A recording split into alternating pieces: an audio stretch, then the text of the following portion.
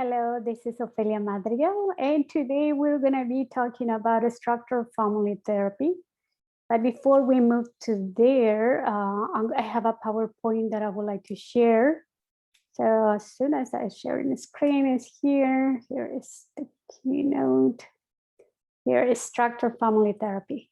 So structured family therapy is that approach to family therapy that I really enjoy and I find to be very cool, especially having the background of behavioral analysis where we put a great emphasis in the structure of the family in order to continue with the service, providing the services of therapeutic services, working with children with aggressive behavior and autism.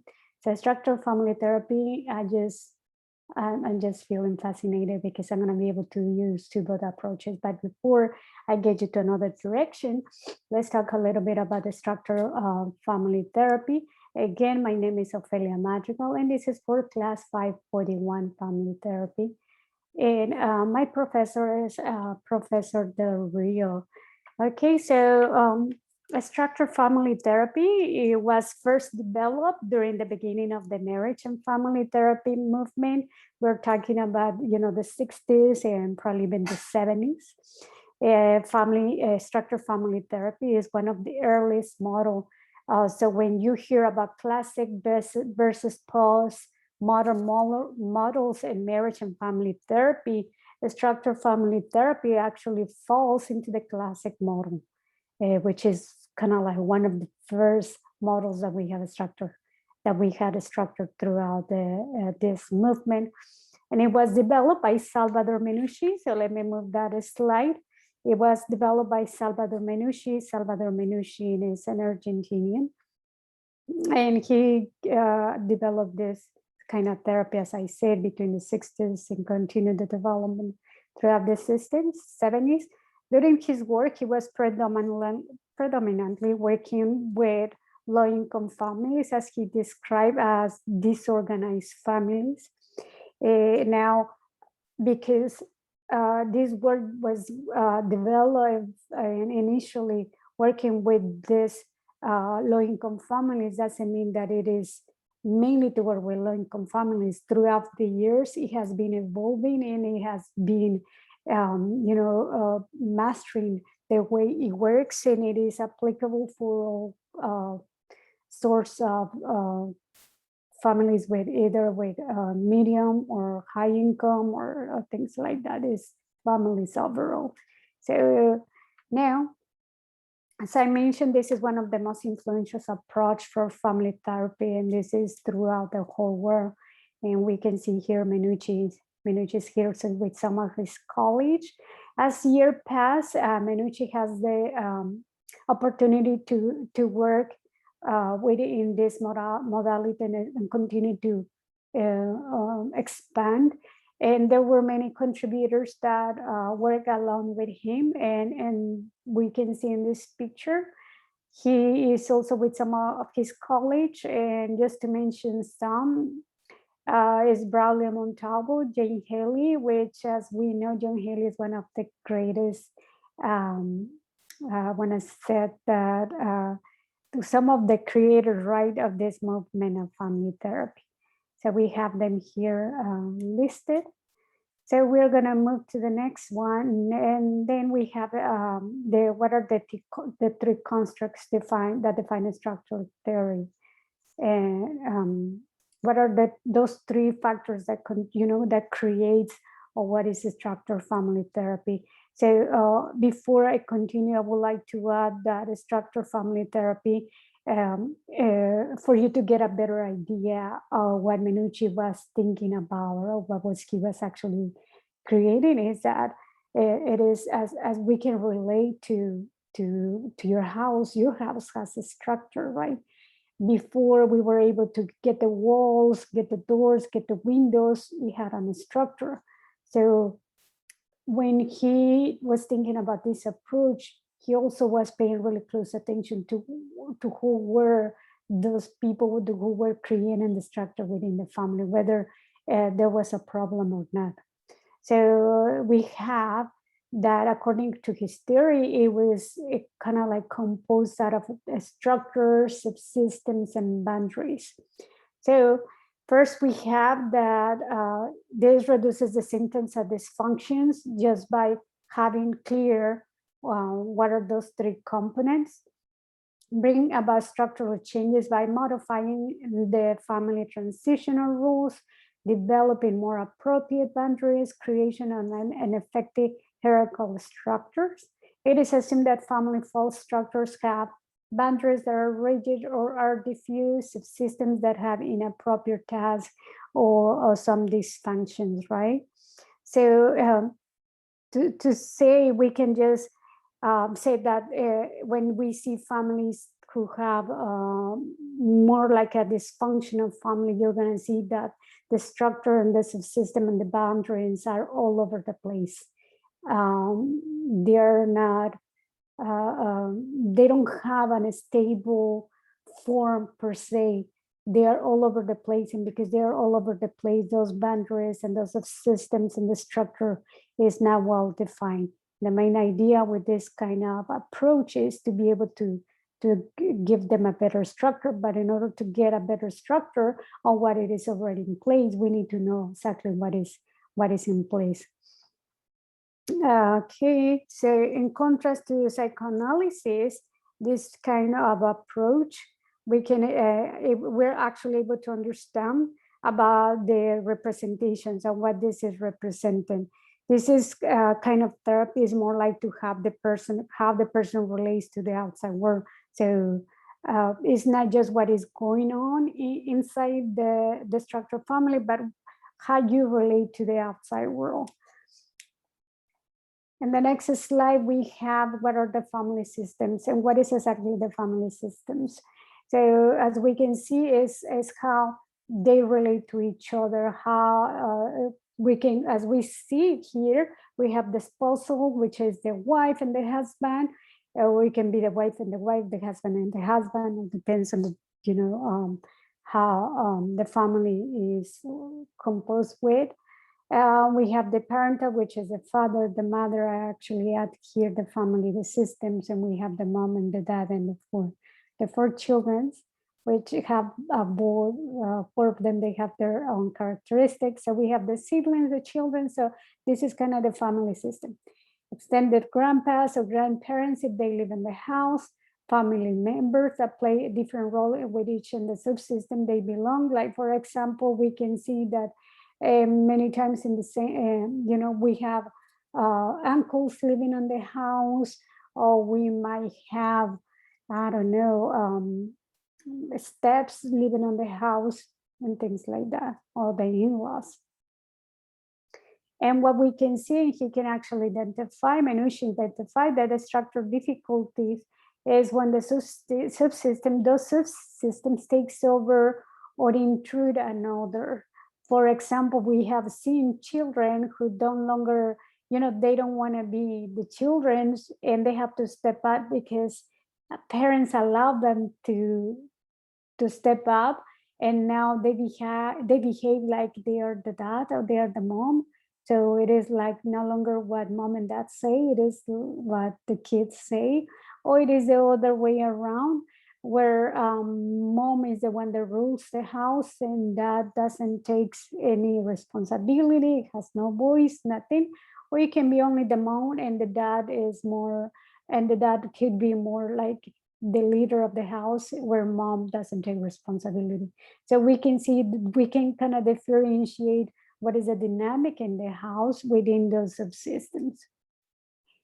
The next slide, within the structured family therapy, we can see boundaries. Boundaries are very important. Minucci identified that if boundaries were not clear and boundaries were not in place, that will also contribute to the collapse of the family, or maybe to the sustainability of those problems. So we have boundaries are those invisible barriers that regulate contact between subsystems and serve to protect the separateness and autonomy of the family. So it is important and it is clear that throughout the time, and I also believe that Salvador Minucci was the one that came up with the idea first time with boundaries. What exactly is boundaries?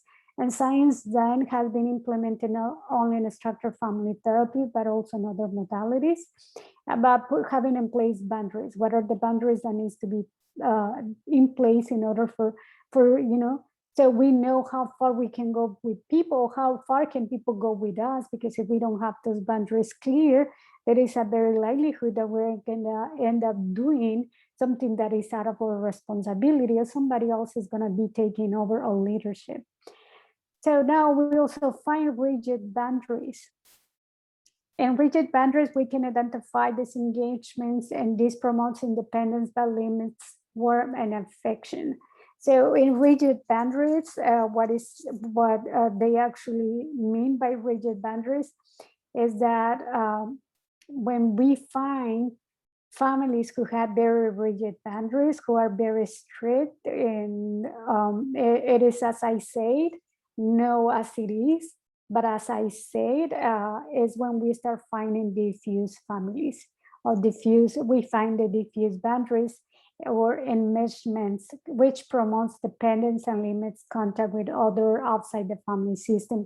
And we actually see this with a lot of teenagers who they cannot negotiate with the family, or they don't have that trust to come and talk to them, so they end up diffusing it and going on their own places. We have the family dynamics. We also have the family dynamics, and the boundaries are very related to what is the family dynamics.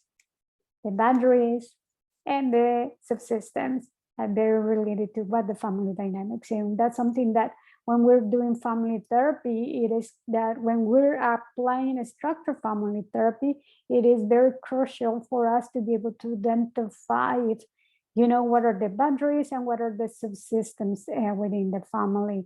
So family dynamics refers to the pattern of interactions among relatives. How do they behave with each other, the roles, the relationship, the various factors that shape their interactions. So it's identifying who lives in the house and who's there for days. So because we have seen some families that are that they don't live there full time. Maybe stepkids who they live with dad, and when we have those mixed kind of families. So when two people join to form a couple, the structural requirements for the new union are accommodation and boundary making. So for example, we have a couple who marries, but they both have coming from prior marriage. So now we have these two families coming over to one house. So it's important to be able to identify the structure and what accommodations they have made, and whether those accommodations are working or not, and what boundaries they need to make.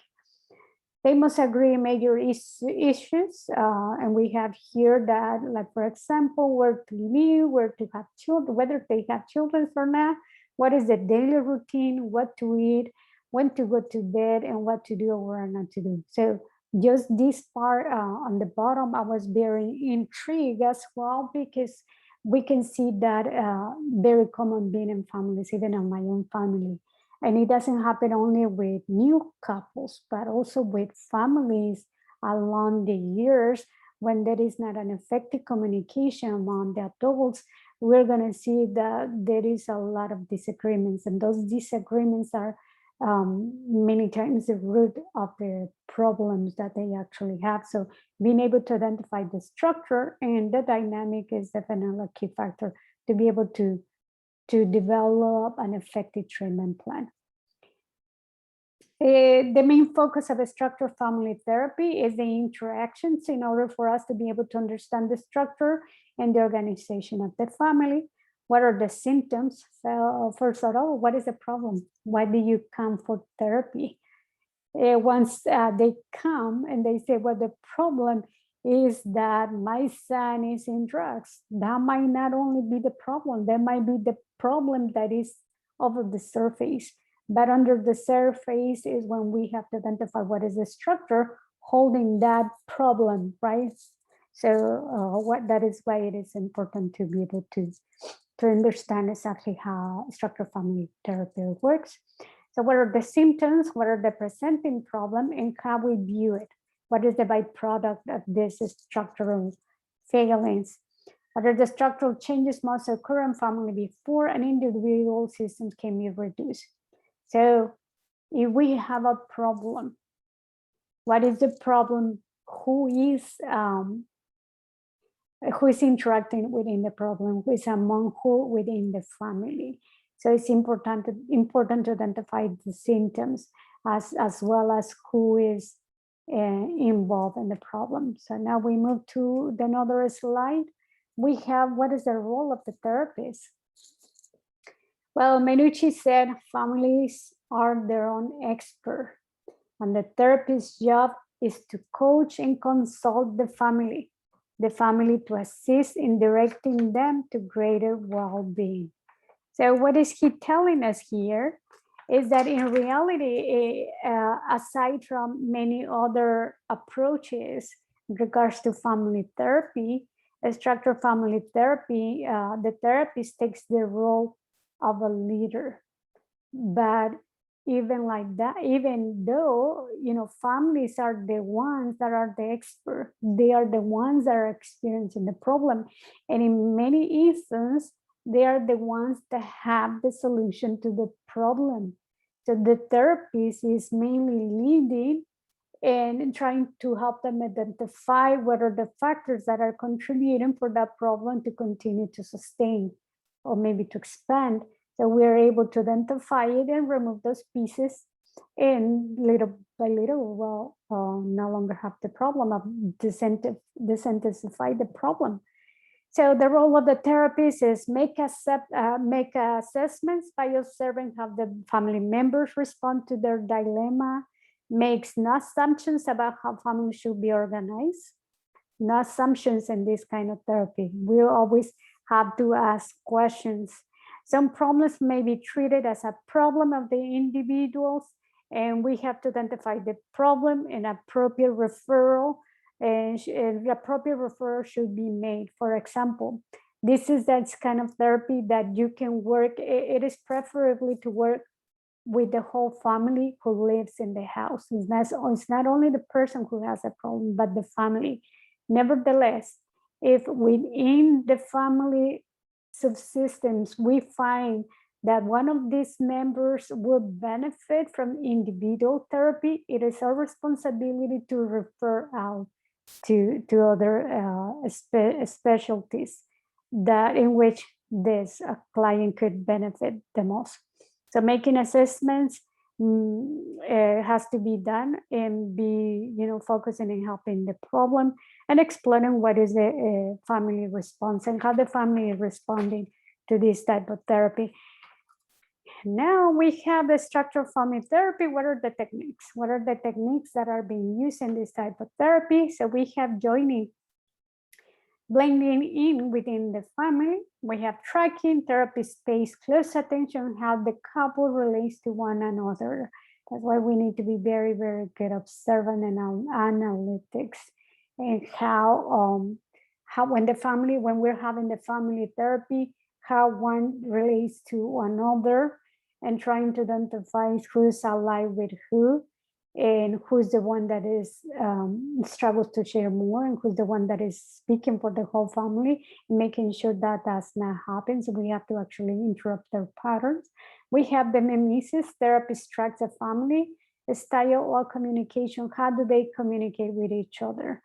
That's why it is important to have them to come and see how they communicate with each other. We can also use the reframing, presenting the presenting problem in a different perspective. And this is not just kind of like a positive psychology think of, but we know that many times we respond accordingly to what we hear, our inner dialogue, or with what other people is telling us. So if this other person without intention is telling us to say, or is just giving their opinion, and sounds like a negative connotation, what we do is that we use the same meaning, but we give different words to where it loses the negative connotation and we empower it by a more positive kind of wording that is gonna lose, at least is losing the impact that is created on the person. And we have enactments. Enactments is one of those characteristics where structured family is more well-known enactments because it allows the therapist to view how the couple interact with each other. That means that we will ask the couple, so tell me what is those common problems that you guys can that you usually argue most often about, right? So they will not only tell me what is that something that they argue more often, but they will have to enact, they will have to act it out, so I can get to see their interactions, I can get to see how they actually solve the problem, if any solutions. And the boundary making, which is a key factor and has been mentioned before. Now we have the stages of therapy, when we have the beginning, the middle, and the end. So the beginning, joining with the family, assessment, the hierarchy, alignments and boundaries, and reframing the problem. That's the first stage when we meet with the family. The middle one is highlight and modify interactions and use enactments to help challenge the imbalance. So in this case, just like the what is the introduction, the body, and the conclusion in an essay, we also follow these patterns when it comes to stages of therapy. And we have the reviewing the progress and providing tools for the future. Structured family therapy can be done in weeks to up to 6 months. So it is a very short period of time where you actually get to see the results for this kind of therapy. And I have something in blank, which I don't know what is there. What is there? And we have the goals. One of the ultimate goals about structured family therapy is to create a structure within the family, make changes to the family, changes in the rules, changes in the roles, changes in the hierarchy and the behavior patterns that they have. Because ultimately, their rules, the hierarchy, if there is any interactions of there is someone acting up like a mom when they're not the mom, acting up like a dad, or maybe a dad acting like a child, those behaviors are definitely gonna affect the way they approach a problem. So we need to be able to identify them so we are able to interrupt the pattern and restructure the whole situation. Alter the family structure so the family can solve its own problems. As we say at the beginning, the job of the therapist, we have it here, is that keeping in mind that the family are the experts. It's not the therapist. The therapist is gonna be there helping the family, but they're not the experts. So the general goals, I hope I did went back. See, yes. Goals, they alter the family structure so that the family can solve its own problems. And then we have general goals, create or strengthen the executive subsystems. Who are the subsystems? Who are these personalities who are playing the subsystems, and be able to strengthen and empower them so they can also take a role in the family or take a leadership in the family in order to solve these problems. And what are the enmeshments in families? So in these areas, we can create more appropriate boundaries, more strong boundaries between individuals and the subsystems that is more kind of like a fairness among them. And disengage those families, increase interaction by making boundaries more permeable. Weaken boundaries, especially when they're very too rigid. Remember, there is a saying in Spanish, I wish I can say it on English, but it is like not too much or not too little, because even when it's good, it's bad. So if the family, we can see within those family dynamics, disengagement or smash and merge, then we're moving to those both streams, and we don't want that. We have the strengths. What are the strengths? Are structured family therapy, some of the strengths is that it is simple, it's inclusive, and it's practical. And I feel that it might seem a little bit of overwhelming because of how much information we have to absorb and actually apply. But in reality, this is very practical. And I feel that it is also very fun to do work with families. So we have to enjoy it so families can enjoy it as well. The basic concept is boundaries, subsystems, and alignments, and also complementary are easily to grasp and apply. Complementary and it's really easy to grasp and apply. I like that this part of the alignments because we also, when you're doing the observation of the family and when they're having these conversations, the enactments, you're able to identify who is in alignment with who and who is disaligned. They take into account the individual's family and social context. So, yep, it is bringing the whole family and identify how they interact with each other. They provide a clear framework for understanding and training families. The most important tenet of this approach is that every family has a structure. And this structure is revealed on when the family is in action. That's why we use enactments. Let me go back to here. We use those techniques because these techniques are going to help us. These are kind of like our toolbox. This is actually those techniques is the toolbox of a structured family therapy. So the moment that we become very effective by using those toolbox, then we're going to be more efficient and we're going to be able to work better and have better results. Now we have just like strengths, we also have weakness. So what are the weaknesses of structured family therapy? I just struggled a lot because I thought there was no weakness, only strengths. So I have to do a little bit of my research. And here you're going to see the resources that I use. So you can also refer back to them. But I see that what some people struggle with this type of therapy is that they found it to be controversial. They found it to be confrontational and over-aggressive. I feel that at the beginning of this is, when structured family therapy, throughout the movement of family therapy, it might have been controversial and over-aggressive, confrontational. It might have been, but throughout the years is becoming more adaptable to the needs of the family. We have boundaries making can lead to a lot of discomfort, but it's necessary. I know boundary making.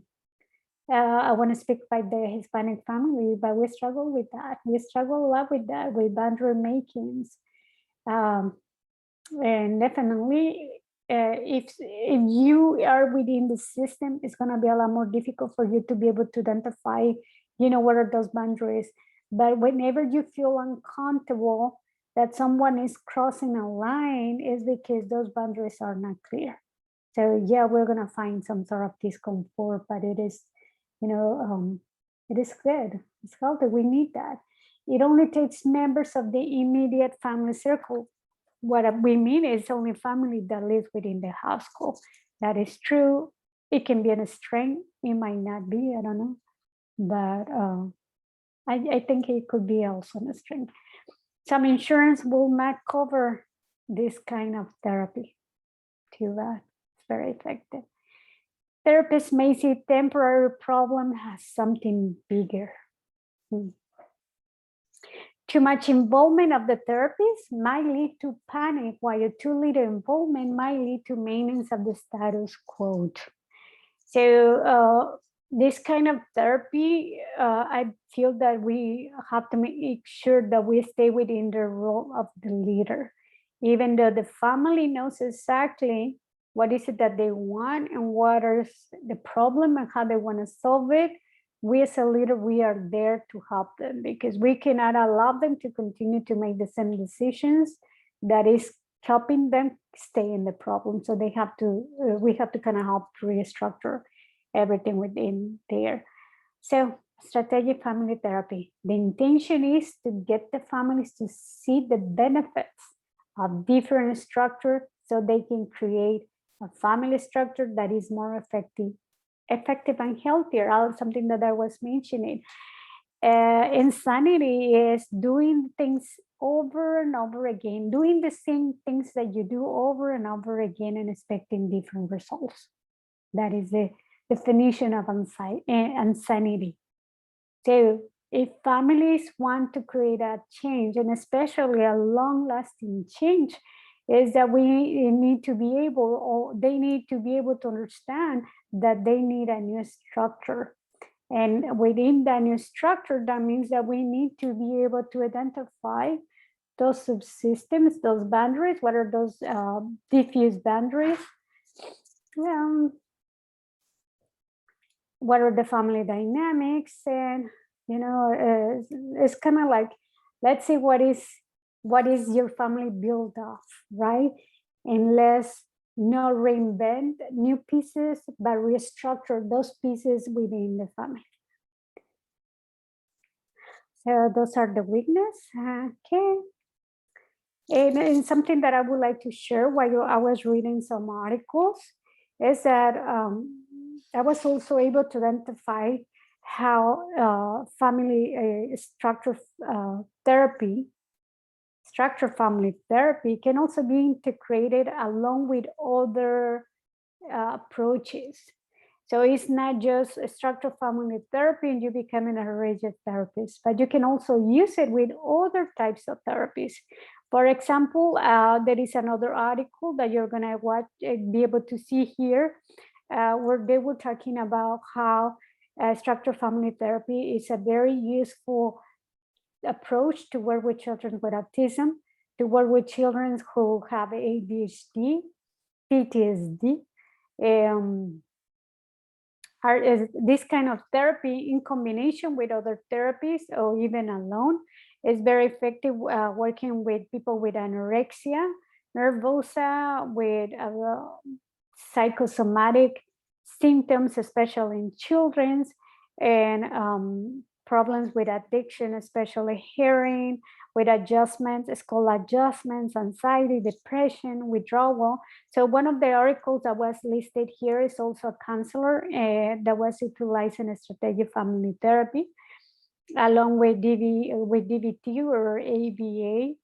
And I just feel very grateful of being able to get to have this strategy, this kind of therapy, so I can dig deeper into it and apply it to work with my families and be able to help them restructure those negative patterns within the family that is creating the problem at first instance. As mentioned it before, to wrap up with the video, we were talking about structured family therapy, who was created by Salvador Minucci. And this is one of the approaches that are more popular throughout the world. And we have his team, and we have those people, that contributed with him and working into this type of therapy. Minucci is what a great human being that we have to learn a lot, especially those ones that are in the mental health field therapy. So here are my resources. And again, this is Ofelia Madrigal, and this is my PowerPoint presentation for a structured family therapy. Have a wonderful afternoon. I really enjoyed doing this PowerPoint. I feel fascinated, and I'm looking forward to learn more and more and become a pro at utilizing this type of therapy.